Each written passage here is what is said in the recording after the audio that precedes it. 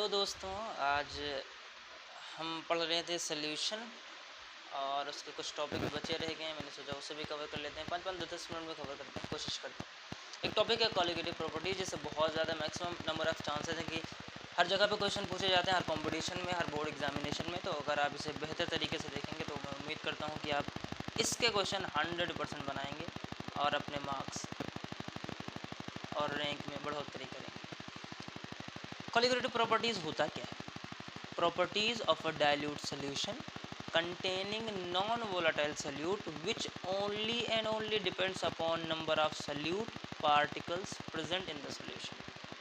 मतलब कि अगर आपके पास कोई सॉल्यूशन मौजूद है और इसके पास इसमें कुछ डिफरेंस आए इस सॉल्यूशन में, और वो भी किसकी वजह से आए?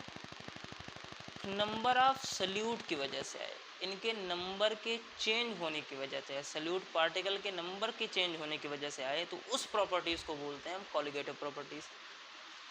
These property do not depend upon nature of solute. इनसे कोनो मतलब नहीं है कि किस तरीके के हैं। मेरी बात समझने से कोई मतलब नहीं है कि किस तरीके के सल्यूट मौजूद हैं। For a such solution there are 4 kind of division colligative properties. First, relative lowering in vapour pressure, जिसे बोलते हैं RLVP। दूसरा है elevation in boiling point, elevation in boiling point. Third है depression in freezing point. Fourth है आपके पास osmotic pressure. इन सब में किसकी वजह से चेंज आएगा? सिर्फ नंबर ऑफ सल्यूट की वजह से। वही अपन देखेंगे और इसको वन बाय वन समझते हैं। पहला हमारे पास है relative lowering in vapour pressure. On adding a non volatile solute into a volatile solvent its vapour pressure decreases. अब इसको समझिए थोड़ा सा, अगर समझना है तो, नहीं तो कोई बात नहीं, कुछ फार्मूला तो आपको मिल ही जाएगा। आपके पास यहाँ पर कोई है वोलेटाइल सल्यूट। वोलेटाइल सल्यूट मतलब इसके वेपर्स बनेंगे, इसके वेपर्स बनेंगे तो ये वेपर प्रेशर एक्सर्ट करेंगे कुछ ना कुछ। हम इसमें क्या कर रहे हैं? हम इसमें एडिशन कर रहे हैं नॉन वोलेटाइल सल्यूट्स का। नॉन वोलेटाइल सल्यूट क्या करेंगे? इनकी वजह से तो क्या नहीं होगा, इनका तो वेपर एवेपोरेट तो होंगे नहीं। तो ये क्या करेंगे? ये जो सरफेस है उस पर कुछ ना कुछ जगह घेरेंगे। पहले भाई पूरा का पूरा सरफेस जो था ये सब का सब एवेपोरेट हो रहा था और इसकी वजह से वेपर प्रेशर लग रहा था। लेकिन जब यहाँ पर कुछ नॉन वोलेटाइल सल्यूट्स आएंगे तो इनकी वेपर प्रेशर में कमी आएगी कि नहीं आएगी? जाहिर सी बात आएगी, कोई भी बाधा आएगी तो कमी तो आनी तय है। ठीक है, अगर इसको हम और तरीके से समझना चाहें तो इसको ऐसे समझिए कि सपोज़ करिए आप अपने घर में अकेले हैं, आपको जितना खर्चा मिलता है सब आपके पिताजी आपको ही देते हैं। अब आपके घर पे मेहमान आने वाले हैं, मेहमान का मतलब आपके भाई बहन और हो रहे हैं, 2 से ज़्यादा हो रहे हैं। हालांकि ये तो गलत ही हो जाएगा, फ़िलहाल 2 चाइल्ड पॉलिसी आ रही है, लेकिन इससे ज़्यादा होंगे, जो भी हैं बहुत सारे लोगों के हैं। तो आपको क्या उतना ही पैसा मिलेगा? नहीं मिलेगा। यही हाल यहाँ पर इसका है। नॉन वोलेटाइल सॉल्यूट जैसे ऐड करेंगे तो इसका वेपर प्रेशर क्या हो जाएगा? डिक्रीज़ हो जाएगा। इसको थोड़ा सा फॉर्मूले में थोड़ा बना लेते हैं। हमने राउल्स लॉ पढ़ा है, P is equals to P not X of solvent. ठीक, क्योंकि सॉल्वेंट की वजह से ही वेपर प्रेशर, तो सॉल्वेंट का ही मोल फ्रैक्शन भी लिया जाएगा। ठीक है, अब इसमें क्या हुआ सुनिए। पी नॉट था जब यहाँ पर एक प्योर सॉल्वेंट है। पी नॉट का मतलब ये है कि यहाँ पर सिर्फ और सिर्फ सॉल्वेंट मौजूद हो जो कि वोलाटाइल है, उसकी वजह से जो वेपर प्रेशर एग्जर्ट होता है उसे बोलते हैं पी नॉट। जब यहाँ पर हम कोई वोलाटाइल या नॉन वोलाटाइल सल्यूट ऐड करेंगे तो उसकी वजह से एक प्रेशर में चेंज आएगा, चाहे इंक्रीज होगा चाहे डिक्रीज होगा, लेकिन चेंज आएगा। तो उस चेंज की वजह से उसका जो प्रेशर आ रहा है वो पी आ रहा है। हमने क्या पढ़ा? Relative lowering. रिलेटिव लोवरिंग क्या है? रिलेटिव लोवरिंग पहले कितना था? पी नॉट, अब कितना हो गया? पी हो गया। ये है क्या? Relative lowering. अब इसको रिलेटिव करना है तो ऐसे करना, ये है लोवरिंग, ये हो गई relative lowering. This is relative lowering. अब इसको थोड़ा सा और डराइव कर लेते हैं। P not minus P, P not minus P divide by P not. P not P को हम लिख सकते हैं, यहाँ पर हमने भी देखा है कि ये लिख सकते हैं P not X of solvent, right, upon P not.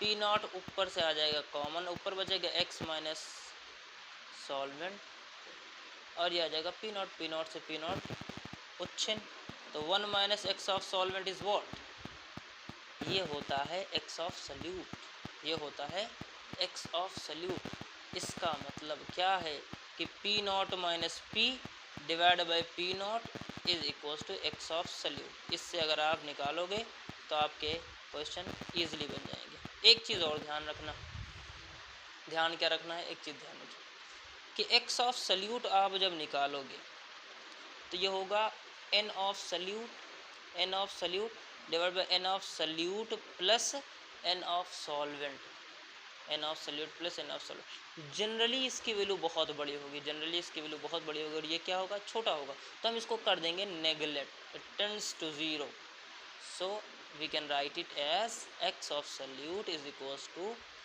n of solute upon n of solvent. तो इस तरह हमारी कैलकुलेशन थोड़ी सी आसान हो जाएगी। अदरवाइज़ सपोज़ कि इसकी वैल्यू 0.001 है और इसकी वैल्यू 99 है, तो इस तरह से थोड़ा सा अच्छा नहीं लगेगा, आप क्वेश्चन थोड़े से ट्रिकी हो जाएंगे और कैलकुलेशन बहुत डिफिकल्ट हो जाएगी। तो उसकी वजह से हम इसको कर देंगे नेगलेक्ट। नेगलेक्ट करने के बाद हमारे ऑप्शन है टिक ही करना है, तो हमें इतना तो पता ही चल जाएगा कहाँ पर क्या है। Okay, exactly. सो पहले थ्योरी कवर कर लेते हैं, then after will move to the question part. दूसरा है हमारे पास एलिवेशन इन बॉइलिंग पॉइंट। इसे जल्दी जल्दी खत्म करते हैं थ्योरी पार्ट्स को, ताकि हमें क्वेश्चन करने में थोड़ी आसानी हो। So this is delta T B, that is what, क्या हो जाएगा, ये बढ़ जाएगा, तो टी बी जो बाद वाला है और टी बी जो पहले वाला है, ठीक है, ये होगा T B minus T B not, ये पहले वाला ये बाद वाला, मतलब ये बढ़ेगा, ऑब्वियस सी बात है। तो अब ये सोचना है, उसमें क्या था कि उसमें हम पहले वाला ले रहे थे, याद करने के तरीके बाकी आपको समझ में आ जाएगा कि अगर हम इसमें कोई नॉन वोलेटाइल सॉल्यूट ऐड करेंगे, नॉन वोलेटाइल सॉल्यूट ऐड करेंगे, तो इसका एलिवेशन बॉइलिंग पॉइंट क्या हो जाएगा, बढ़ जाएगा। एक रिलेशन हमें पता है, अभी हमने पढ़ा है कि नॉन वोलेटाइल सॉल्यूट अगर हम ऐड करेंगे तो उसका वेपर प्रेशर क्या होगा, डिक्रीज होगा, और vapour pressure is directly proportional to boiling point होता है, आपको पता है। तो ये जाहिर सी बात है कि अगर वेपर प्रेशर कम होगा तो इसकी वैल्यू क्या हो जाएगी, बढ़ जाएगी। सो this is elevation in boiling point, और ये एक्सपेरिमेंटली हमारे पास है, एक्सपेरिमेंटली है, experimentally that is delta TB is directly proportional to molality, molality, delta TB is directly proportional to molality। अगर यहाँ से प्रोपोर्शनलिटी का साइन हटाएंगे तो यहाँ पर एक कांस्टेंट आएगा जिसे बोलते हैं KB into M, small M, clear है। और इस KB के कुछ अलग अलग नाम है, ये आप इसे बोलते हैं मोलल, इसे बोलते हैं molal boiling point elevation, elevation constant, एक नाम तो ये। आपको कभी कभी एग्जामिनेशन में ये नाम देखने को मिल सकता है, EBB, ठीक है, एबिलियोस्कोपिक कांस्टेंट है, ठीक है। तो इस तरह इसका नाम ये है एलिवेशन बॉइलिंग पॉइंट। क्वेश्चन इस पर बहुत आसान आसान बनने, तो उससे लिए आप परेशान नहीं होंगे। Third is depression in freezing point, depression in freezing point, depression in freezing point. इसको बहुत आसानी के साथ समझते हैं। Delta T F is equal to T F not minus T F, क्योंकि ये कम हो रहा है, ध्यान रखिएगा। इस तरह की दिक्कतें कभी कभी आएंगे, अपन एग्जाम्पल करेंगे तो समझेंगे। और ये भी experimentally, delta T F is directly proportional to molality, molality delta T F is equals to K F into M, okay. Delta T F is equal to K F into M, और इस के F के नाम है, इस के F के नाम है, हाँ भैया इसका तो नाम हमें आता है cryoscopic, cryoscopic constant.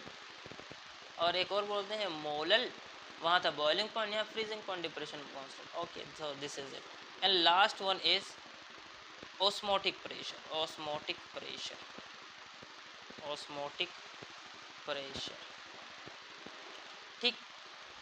Simple formula है pi is equal to CRT, रट लीजिए जब कभी अगर समझाना होगा। अभी तो चूँकि हम रिवीजन करा रहे हैं इस वजह से डायरेक्ट फार्मूला, अदरवाइज इसके पीछे कुछ लंबी थ्योरी बताते हैं ऑफलाइन में, तो वो आपको बाद में बताई जाएगी। Pi is equal to CRT। So this is all for colligative properties. हम इसके ऊपर क्वेश्चन कर रहे होंगे अगली वीडियो में, so stay tuned. Thank you.